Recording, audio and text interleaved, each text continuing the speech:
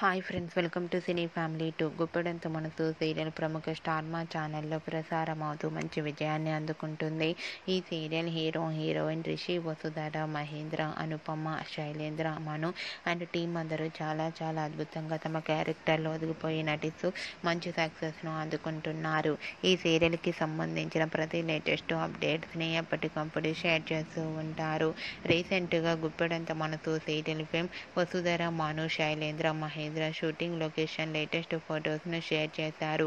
ఆ ఫొటోస్లో వసుధర, మను, శైలేంద్ర అండ్ మహేంద్ర చాలా చాలా సరదాగా షూటింగ్ యాప్లో ఎంజాయ్ చేస్తూ కనిపించారు.